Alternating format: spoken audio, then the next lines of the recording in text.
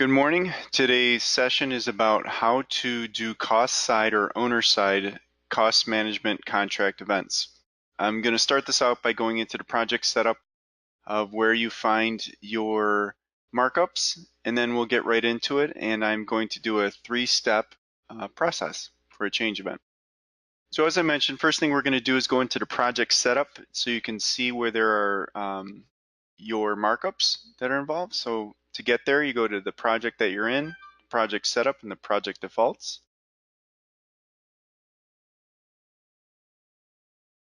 Within defaults, you click on defaults again, and you scroll about 3/4 the way down.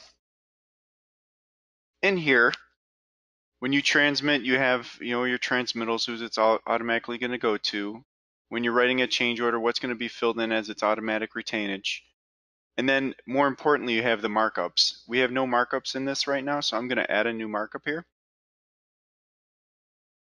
I'm going to make this insurance. I'm going to say that's 2%. And that's going to go across everything, all the categories. So you select the categories that you want that markup to apply to. And then I will do another one for fee. And I'm only going to apply that to a subcontractor category. And that'll be 5%. I'm going to hit that. So when I'm doing my change orders, I would expect to see two markups that are going to be applied. The insurance across all of them for 2%, and then the fee only against my subcontractor line items at 5%. All right, so let's go back into cost management, and I'll do a quick overview of the different links here. The estimate info, again, is where you're going to hold your estimate or budget. It's also going to give you a breakdown of what commitments are written against those line items. Contract info is your schedule of values. Commitment info is where all of the POs and subcontracts are held. And then summary info kind of takes all this information and gives you a dashboard. But today we're going to be more interested in the contract events. So as I mentioned, I'm going to do a three-step process. Just know that there are 8 different types of ways you can write change events. And there's no specific methodology to it. So whatever your company is typically doing now is what we can mimic. As I mentioned, I'm going to do a 3-step, which would be a potential to a change order request to a change order. Just let it be known that you can push multiple potentials into a change order. You can push 3 of these, 2 of these into one change order. It's really up to you. Or you can just write change orders straight away if that's what your company does. But for our purposes, what we're going to do is start with a potential change order. So this is the potential change order log. In each one of those links, there will be a log for those items. So as you can see, potential change order, we have 10 items, and I'm going to add one by hitting cost event. Right now it says TBD because it's going to pick the next number after we lock in this summary page. The only thing you absolutely have to put in is the subject if you wanted to just kind of put a holding container for a change order. So this is going to be a PCO to CO, or excuse me, COR to CO sample. I'll just copy and paste this into the scope. I'll pick a reason, and then I have the contract item of general conditions. I'm going to save those. So once that's saved, you can see the cost number has been input here. It comes out automatically in the pending stage. I can add more information up top if I like to. A couple things to note that I get questions about quite a bit is the architect status and owner status. These statuses are not limiting the change order from being processed into any other step. This is more of an informational tracking. So if you go to your architect and they verbally give you an approval, you can press approve here. If your owner says void, you can press void here. And what that's doing is it's tracking the time that happened and who said it. So you can invite your architect and owner in here to click these buttons or not.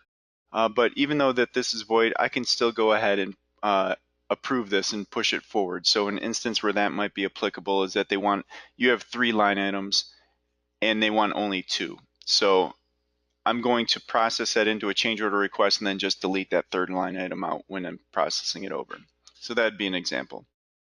But again, you don't need to click or unclick these in order to move the statuses along in process.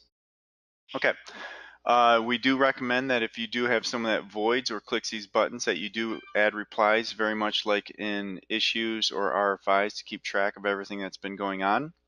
And then the cost event line items, this is where we're going to build out our change order, potential change order specifically here. And these are the two fees, again, that I typed into the defaults. So I'm going to put two line items in here. First one I'm going to do is a subcontractor line item. I'm going to pick what subcontractor this is going to pertain to. So I'll go to Carroll's Concrete. I'm going to say I need one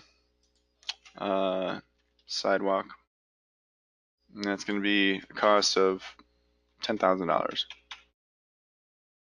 I'm going to pick a cost code that goes to. Since this is concrete, let's do this. Do we have any subcontractor? No. And we're going to hit save. I'm going to add another line item here. And I'll just make this equipment is fine. I'm going to say there's 10 pieces of equipment. Backhoes, their unit price of $1,250. And I am going to make this an other and hit save. So now I have these two items. This potential change order is being written to the contract info line item of general conditions 01. It's going against the estimate info or budget line items 03,345 and 01,0445. You can see you have a subtotal without any markup of $22,500. And then we have these markups. And as you remember, the insurance applied to all different types of items. So we have a subcontract and an equipment item. So if I go to equipment, I see it's there. Subcontract, I see it's there. And only in the fee was only applying to the subcontractor, and so that's why it's 0 under equipment.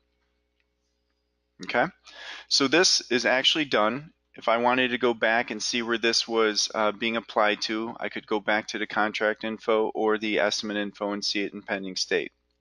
I'm going to go ahead and approve this. What this approval does is change this status here. The items are still down below. And something that I'll come back to is this yellow button, because you do have the ability to create a commitment side change order from an owner side change order. But right now, I'm going to process this. You could transmit this out, which would create a transmittal of the printout of this. So I'll just show you that right here. Fills in what it is, attaches the change order PCO for approval, and then obviously you can also attach anything else that you might need. But right now I'm going to process this into a change order request. So this would be step 2 of my 3-step process. Step 1 being creating the PCO. Step 2 being processing into a change order request. So the destination, is it going to be a new one or an existing one? I'm going to create a new one, and I'm going to copy all the items. And the difference between copy and summary is that copy, you'll see that the 2 items come across, and the summary is going to combine those 2 and make it 1, which I'll do in the final step. I press OK, and I can see I'm now in the change order request location. This is change order request number 7 for me. It brought in all of the subject and scope, the reason, as well as the contract information, all the header. You'll see that these are not chosen now, and that's because this is a new change order request, and it would be the second process. So typically, in a potential change order, you're just guessing at what it'll cost just as a placeholder, and then once it moves over to the change order request, it's more of a real change order, and now you're going to collect real numbers. So you can always go back in here and change these numbers if need be. So this was 10,000. I really got a price of 9,500 for this one.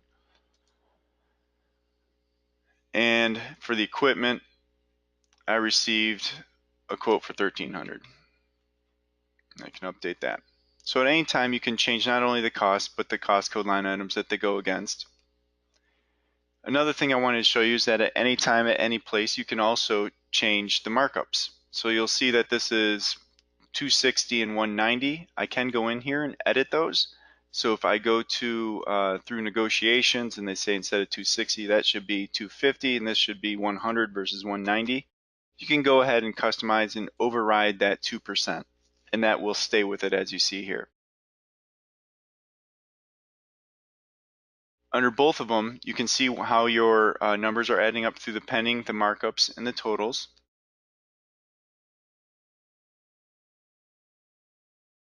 You can always put attachments into any of these, and then any of the transmittals that I'm creating are also going to be attached here. Again, going back to the closeout documents, this is very important, so you have all of the backup in one location pertaining to each item.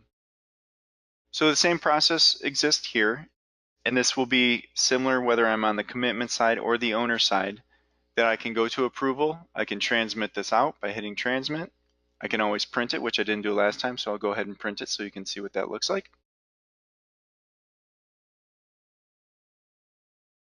Right here. And then you can also do reports, which we'll show you here in a little bit as well. But what I'm going to do is I'm going to go back to the home part and approve this so I can do the third and final step of this 3-step procedure. Right now I'm in an approved state of my change order request, and I'm going to process this to a change order. So at this time, I've had everything negotiated. I want to make a new one, and I'm going to make a summary because I no longer want to negotiate the 2 items anymore. We're done. And you'll see the difference between the copy and the summary here. So now I'm in change order, number 5. I brought in all of the other information. This contract is now locked in because I've summarized these items. The link of what has been summarized is right here. And you can see the individual items here. So if I want to see specific items, I can always go down here or click back here to go back and forth between the two. But you can see what happened in this instance is that we have summarized these. We brought those 2 items, which was a total of $23,325 with the markup, into one line item. You can always go in here and add additional markup if need be, but it's not automatically calculated, just so you know, off of a summary item. So if I needed to add another $1,000 here, I could do that, and that would be placed into that bucket there. So now you can see I have the summarized items of $23,325, the markup of $1,000 with a total of $24,325 now. This one is still in the pending state. You'll notice that I cannot connect this to accounting if you do have the 300 connector right now. But what you can do is go ahead and approve this.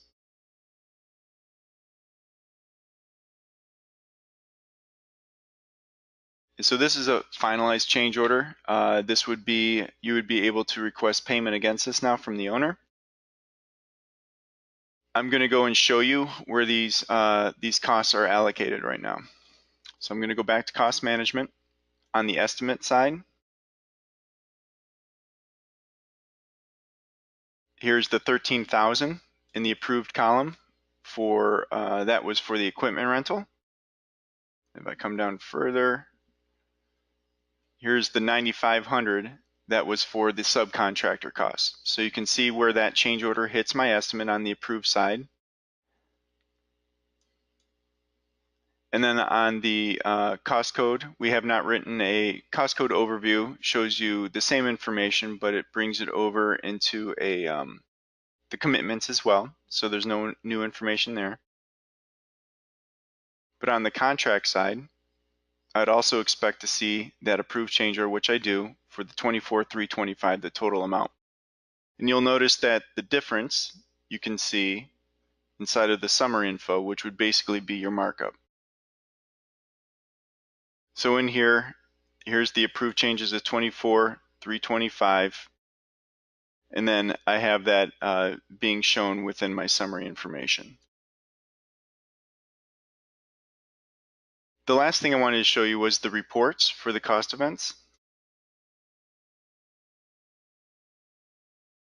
On the contract side, you can choose which ones you want to show within the bottom. So right now I will show only things that are in the change order status. I'm going to hit refresh. So it's going to went to 32 from 32 to 5, and then I can print that out.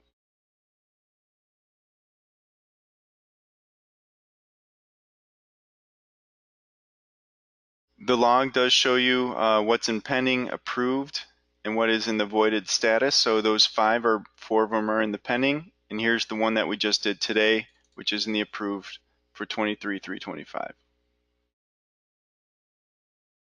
So that is what I needed to show you today. As a teaser for the next one that's coming up, if I go back to contract events and this change order request and do the last one that we did here, next week we're going to cover when I click on this yellow button, not only clicking the yellow button, which will make a connection between this line item in my owner change order and the subcontractor change order, but I'm also going to show you how to create a commitment side change order from scratch as well.